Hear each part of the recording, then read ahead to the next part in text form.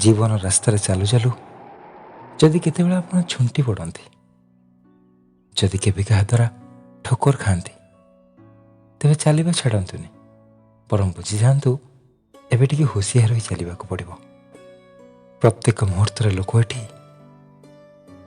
ଆପଣଙ୍କ ଆଗରେ ମିଠା ମିଠା କଥା କହୁଥିବେ, ଆଉ ପଛରେ ଆପଣଙ୍କୁ ଈର୍ଷା କରୁଥିବେ, ଆଉ ସେଇ ଲୋକମାନେ ହିଁ ଆପଣଙ୍କ ଅଜାଣତରେ ଆପଣଙ୍କ ପାଇଁ ଷଡ଼ଯନ୍ତ୍ର କରୁଥିବେ। ଏହି ଈର୍ଷାରୁ ତ ମହାଭାରତ ସୃଷ୍ଟି ହୋଇଥିଲା, ଆଉ ଲୋକ ଦ୍ରୌପଦୀକୁ ଦୋଷ ଦେଇଥିଲେ।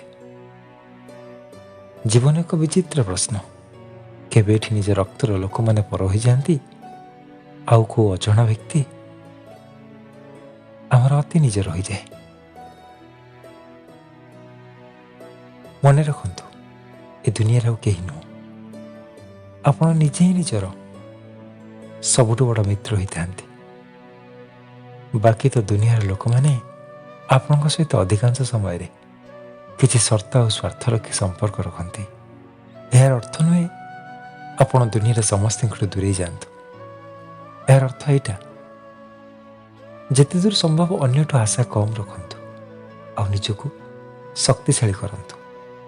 ସେଥିପାଇଁ ଭିନ୍ନ ଭିନ୍ନ ଦକ୍ଷତା ଅର୍ଜନ କରନ୍ତୁ, ପରିଶ୍ରମ କରନ୍ତୁ, ନିଜକୁ ସମୃଦ୍ଧ କରନ୍ତୁ।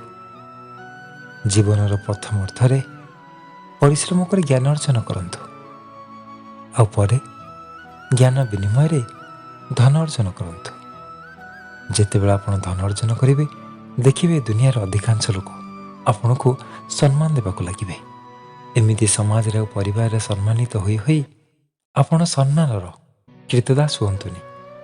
ମନେ ରଖନ୍ତୁ, ଯେଉଁ ଧନ ଆପଣଙ୍କ ପାଖରେ ଆଜି ଅଛି ବୋଲି ଆପଣଙ୍କୁ ଦୁନିଆ ସମ୍ମାନ କରୁଛି, ସେ ଧନ ଯେତେବେଳେ ସରିଯିବ, ଆପଣଙ୍କୁ ଏ ଦୁନିଆ ଛୋଟ ନଜରରେ ପୁଣି ଦେଖିବ।